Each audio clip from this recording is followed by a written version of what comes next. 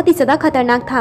अब घर में इतना ज्यादा खतरनाक कुआं होने के बावजूद भी घर वाले इस कुएं को तोड़ने की पहल ही नहीं कर रहे होते हैं, जिसे देखकर मिस्टर जैन डायरेक्टली इनसे कहता है कि आप लोग इस कुएं को बचाने की कोशिश कर रहे हो, कहीं मेरी बहन की मौत के पीछे आप ही लोगों का हाथ तो नहीं है ना। ये सुनकर वो लोग तुरंत ही इस बात को नकार देते हैं और कहते हैं कि इस लड़की को कुछ नहीं आता है, इसलिए वो ड्रामा कर रही है। और फिर सभी मिलकर एक साथ गॉडेस वैन को यहाँ से चले जाने के लिए कहते हैं। इसी बीच भाई घर के अंदर जाता है, एक बड़ा सा स्ट्रॉन्ग हथौड़ा लाता है और जब ये लोग आपस में उलझे हुए होते हैं वो डायरेक्टली कुएं के ऊपर हमला कर देता है, जिस वजह से कुआं एक साइड से डैमेज होकर टूट जाता है। उसी पल सैन की मॉम की भी तबीयत खराब हो जाती है, वो खून की उल्टियां करते हुए बेहोश हो जाती है। सैन ये देखकर पैनिक करने लगता है और मिस्टर जैन से कहता है कि वो गॉडेस वैन को यहाँ से निकाल दे, क्योंकि ये सारी चीजें उसकी वजह से ही हो रही है। अब ये लोग इतने ज्यादा पागल होते हैं कि किसी भी बात के नतीजे पे नहीं पहुंचते हैं, बल्कि गॉडेस वैन के ऊपर सारे के सारे इल्जाम लगाने लगते हैं।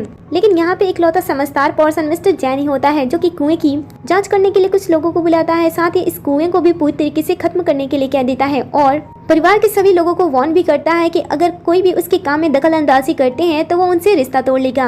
अब फैमिली हेड होने के नाते कोई भी उससे सामने से उलझता नहीं है, जिसके बाद वो गॉडेस वैन को आराम करने के लिए घर के अंदर लेकर चला जाता है, जहाँ पे वो गॉडेस वैन को रिलैक्स करने की कोशिश करता है और कहता है कि मुझे मेरी बहन की बात पहले ही सुन लेनी चाहिए थी। ये सुनकर गॉडेस वैन उसे पूछती है कि कौन सी बात। वो बताता है कि पहले उसकी बहन यहाँ पे बहुत ही ज्यादा खुश थी पूरे परिवार के साथ, लेकिन जैसे उसने बेटी को जन्म दिया उसके बाद से उसकी मदर इन लॉ का बिहेवियर उसकी तरफ से बहुत ही ज्यादा चेंज हो गया, क्योंकि उसकी मॉम घर का वारिस चाहती थी, इसीलिए बार बार वो अपनी बहन को दूसरा बच्चा प्लान करने के लिए कहती थी। लेकिन मेरी बहन को दूसरा बच्चा नहीं चाहिए था, इसलिए वो उससे गुस्सा रहने लगी। शायद यही कारण हो सकता है कि उसकी मॉम ने उसे जान से मारने की कोशिश की। ये सुनकर गॉडेस वैन कहती है कि तुम्हें ऐसा लगता है, लेकिन ऐसा नहीं है, क्योंकि सैन की मॉम अगर तुम्हारी बहन को नुकसान पहुंचाना चाहती तो वो ऐसी बेवकूफी कभी नहीं करती, जिस वजह से सभी को उनके ऊपर शक होता।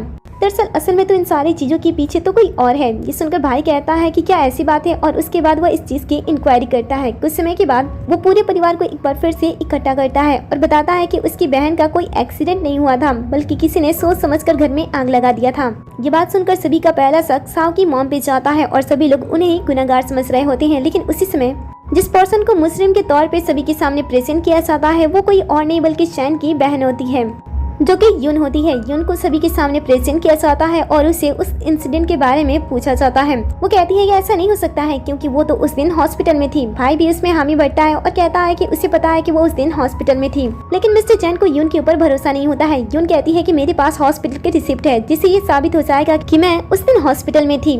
ये सुनकर गॉडेस वैन कहती है कि अच्छा, सबूत देना चाहती हूँ, मेरे पास भी कुछ है, वो मैं तुम्हारे साथ सभी को दिखाना चाहती हूँ। ऐसा कहते हुए वो हवा में अपने पावर का यूज करती है, जिसके बाद उनके जादू से एक दृश्य ओपन होता है और सभी को उस दिन क्या हुआ था वो सारी चीजें दिखाई देने लगती है, जहाँ पे शाओ शाओ अपनी बेटी के साथ बहुत ही ज्यादा खुश होती है। उसी समय